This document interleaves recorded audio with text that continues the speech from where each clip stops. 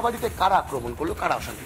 দেখুন, মোথাবাড়িতে আমি বেশ কিছু সাধারণ মানুষের সাথে মোথাবাড়ির কথা বলেছি এবং সেখানে যেটা জানতে পারলাম, বেশ কিছু মুখ যারা এই মিছিল টিছিল স্লোগান করছে তারা লোকাল না, অনেকে সেখানে ছিল, তাদেরকে স্থানীয় মানুষরা কেউ চিনতে পারছে না। এবং আমার মনে হয়, কারণ মোথাবাড়ি অঞ্চলে বেশ কিছু খারিজি মাদ্রাসা তৈরি হয়েছে, যেখানে কারা থাকে, কারা পড়ে, কারো কোনো ঠিক ঠিকানা নেই। মমতা বন্দ্যোপাধ্যায় এবং তৃণমূল কংগ্রেস ভোট ব্যাংকের লোভে বাংলাদেশ থেকে লোকেদেরকে অনুপ্রবেশ করিয়ে, বাংলাদেশি নাগরিকদেরকে অনুপ্রবেশ করিয়ে এভাবে খারিজি মাদ্রাসায় রেখে তাদেরকে দিয়ে হামলা করার ছক তৃণমূল কংগ্রেস করেছে কিনা মুসলিম ভোট পোলারাইজেশন করার জন্য, আমার সেই বিষয়ে যথেষ্ট সন্দেহের অবকাশ আছে বলে মনে হয়। ভয়ঙ্কর সন্দেহ করছেন, মানে বাংলাদেশ, আপনি বলছেন বাংলাদেশিরা এসে এই অশান্তি তৈরি করে থাকতে পারে? সম্ভাবনা আছে, তদন্ত হওয়া উচিত। এবং আমার মনে হয় পুলিশ যেভাবে এই মুহূর্তে হিন্দুদের বাড়িঘর ভাঙচুর করছে, হিন্দুদেরকে অ্যারেস্ট করছে, সেটা না করে যদি এই খারিজি মাদ্রাসাগুলো নিয়ে তদন্ত করে সঠিকভাবে, তাহলে সঠিক তথ্য বাইরে বের হয়ে যাবে। রাজ্যে এত খারিজি মাদ্রাসা তৈরি হয়, রাজ্যের পুলিশ প্রশাসন তারা কেউ কিচ্ছু জানে না। ভোট ব্যাংকের জন্য নির্বিকার। এরাই তো দিদির দুধেল গায়। বাংলাদেশ থেকে এসে এপারে নাগরিকত্ব করে নিয়ে গিয়ে বাংলাদেশে ওখানে শেখ হাসিনার বিরুদ্ধে আন্দোলন করছে, এখানে হিন্দু পেটাচ্ছে। এদের কাজই হচ্ছে এটা, মমতা বন্দ্যোপাধ্যায় দৌলতেই হচ্ছে। আমাদের সরকার এলে পরে এই সমস্ত লোকেদেরকে, যারা এই ভিডিওতে দেখা যাচ্ছে, তাদের একদম কিভাবে ট্রিটমেন্ট করতে হয় সেই ট্রিটমেন্টের দাওয়াই দিয়ে দেওয়া হবে। কি ট্রিটমেন্ট জানেন আপনারা কি ট্রিটমেন্ট? যোগী স্টাইলে ট্রিটমেন্ট হবে। কেউ কেউ তো বলছে যারা এইভাবে অনুপ্রবেশ করে ঢুকছে, যারা শাসক দলের ভোট ব্যাংক হয়ে যাচ্ছে, তাদেরকে দাওয়াই সত্যি এবার দেওয়ার সময় এসছে। না, অবশ্যই সময় এসছে, শাসক পরিবর্তন হবে, সেই তারপরে তো দাওয়াই হবে। আমার মনে হয় বাংলার জনগণের এই মুহূর্তে এদের দাওয়াই দেওয়া দরকার সবার আগে, একদম যোগী স্টাইলে, উত্তরপ্রদেশ স্টাইলে। একদম প্রত্যেকটা বাংলার হিন্দুকে এখন যোগী হওয়ার প্রয়োজন আছে। মোথাবাড়িতে আক্রান্ত হয়েছেন অনেকে, আপনি যাবেন, পুলিশ যেতে দেবে তো? এবং পুলিশ যেতে দেবে কি যেতে দেবে না সেটা তাদের ব্যাপার। ভারতীয় জনতা পার্টি পুলিশের বর্ম নিয়ে রাজনীতি করার কোনো প্রয়োজন ভারতীয় জনতা পার্টির হয়নি, পুলিশের সহযোগিতা নিয়েও করার কোনো প্রয়োজন হয়নি। ওটা তৃণমূল কংগ্রেসের জন্য দরকার হয়। আমরা সিদ্ধান্ত নিয়েছি, আমরা যাব। আমাদেরকে যদি আটকানো হয় রাস্তায়, আমরা গণতান্ত্রিক পদ্ধতিতে মানুষকে সঙ্গে নিয়ে এর বিরুদ্ধে লড়াই করব। আর এবারে আপনাদের শোনাবো এই অশান্ত মোথাবাড়ি প্রসঙ্গে বিজেপি নেতা দিলীপ ঘোষ, তিনি কি বলছেন শুনুন একবার।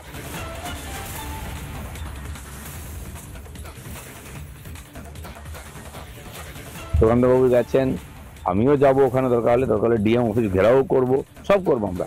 যেখানে হিন্দুরা সংখ্যালঘু হবে, তারা ধর্ম পালন করতে পারবে না, তারা বাইরে বেরোতে পারবে না, তাদের মা বোনেরা বাইরে বেরোতে পারবে না, তাদের বাড়িঘর ভেঙে দেওয়া হবে, দোকান লুট করা হবে। কেন? এটা বাংলাদেশ না পাকিস্তান? পশ্চিমবাংলায় এরকম শুরু হয়েছে। আমরা বারবার বলছি এটা বাংলাদেশ বানানোর চক্রান্ত চলছে, তার নমুনা সব। জন্য যা করার দরকার, সেই ডিএম অফিস ঘেরাও করবো, নবান্ন ঘেরাও করবো, সব করবো। হিন্দুদের উপর অত্যাচার হলে বিজেপি দাঁড়াবে। আর এবারে আপনাদেরকে শোনাবো এই মোথাবাড়ি, অশান্ত মোথাবাড়ি প্রসঙ্গে কংগ্রেস নেতৃত্ব কি বলছেন শুনুন। এই বাংলায়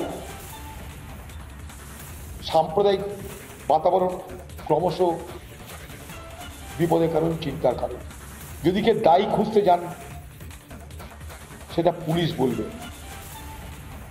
দায়ী হিন্দু হতে পারে, দায়ী মুসলমান হতে পারে, যে কেউ হতে পারে। দাঙ্গা করাতে গেলে রাজ্যের সমর্থন লাগে। যে রাজ্যের সমর্থনে আমাকে হারানোর জন্য শক্তিপুরে দাঙ্গা লাগানো হয়েছিল, অতএব দাঙ্গাটাকে লাগাচ্ছে সেটা দেখতে হবে। মোথাবাড়িতে আমার কাছে খবর, আজকেরই খবর আমার কাছে, যে সেখানকার তৃণমূলের নেত্রী, যার অবস্থা খারাপ হয়ে যাচ্ছে আগামী ভোটের আগে,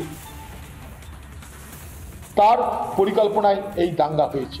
বাড়ির ঘটনা দেখুন, কোনো অপ্রীতিকর ঘটনা কোথাও হলে, আনওয়ান্টেড কিছু ঘটনা ঘটলে, যেটা আমাদের শান্তি বিঘ্নিত হওয়ার বিষয় থাকে, তাকে কিছুটা আমাদের চেক অ্যান্ড ব্যালেন্সে রাখা প্রয়োজন।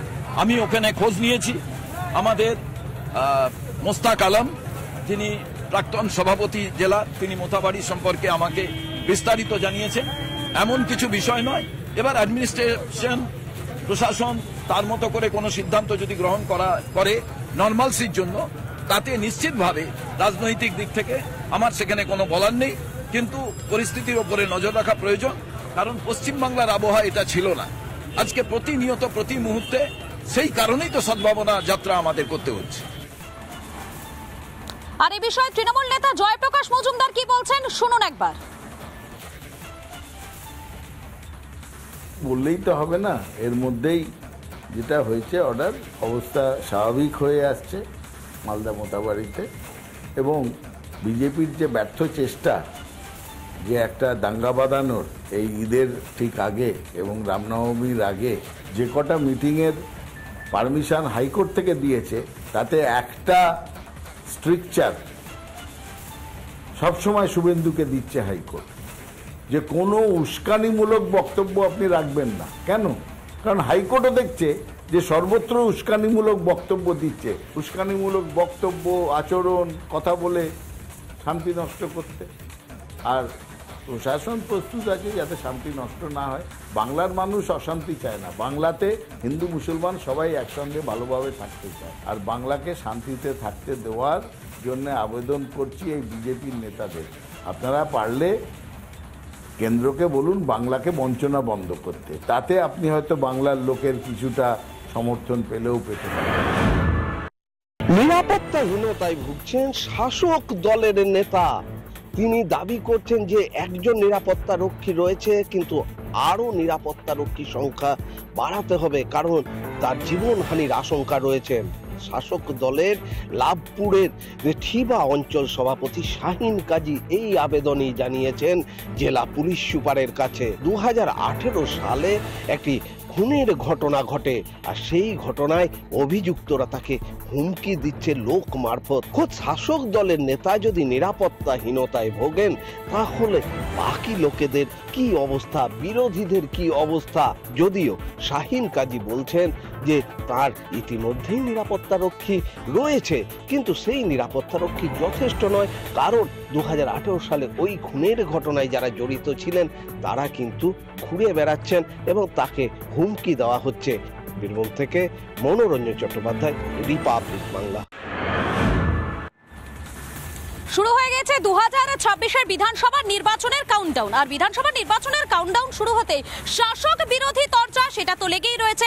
শাসক দলের গলার কাটা যদিও গোষ্ঠী কোন্দল, কিন্তু এই শাসক বিরোধী তরজার মাঝেই কাঁথি সমবায় নির্বাচন, সেদিকে নজর রাখতেই হবে।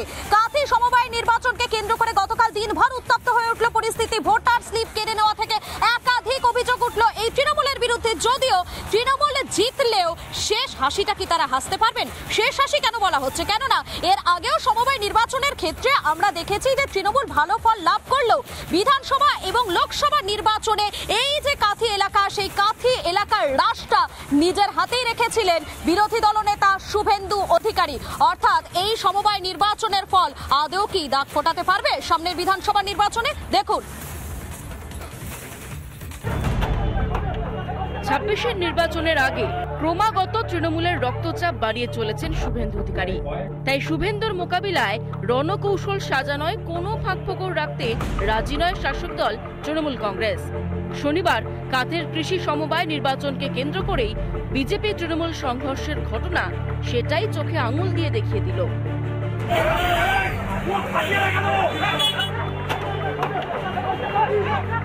Kanthi agricultural and rural development ব্যাংকের ভোট। দিনভর ভোটারদের স্লিপ কেড়ে নেওয়া থেকে অশান্তির অভিযোগ মনে করাচ্ছিল পঞ্চায়েত ভোটের স্মৃতি।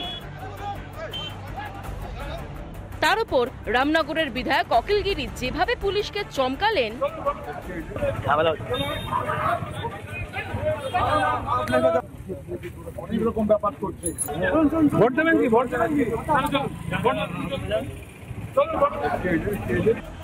ছেলে সুপ্রকাশও যেভাবে হুমকি দিলেন বিজেপি কর্মীদের,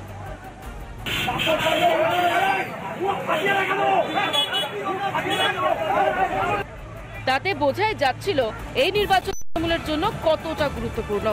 আসলে শাসক দলের সমস্ত জারি জুরি কাঁথি, এগরা, তমলুক, হলদিয়ায় এসেই যেন ফুরিয়ে যায়। সমবায় নির্বাচন দিয়েই যেন 26-এর ভোটের ওয়ার্ম আপ সারল তৃণমূল কংগ্রেস। এই তো নতুন কিছু নেই ভাই, তো ভোট লুট করা আমাদের প্র্যাকটিস হচ্ছে, নেট প্র্যাকটিস হচ্ছে। 26-এ ভোট আসবে, তো তার নেট প্র্যাকটিস করতে হবে, তো সে নেট প্র্যাকটিস হচ্ছে।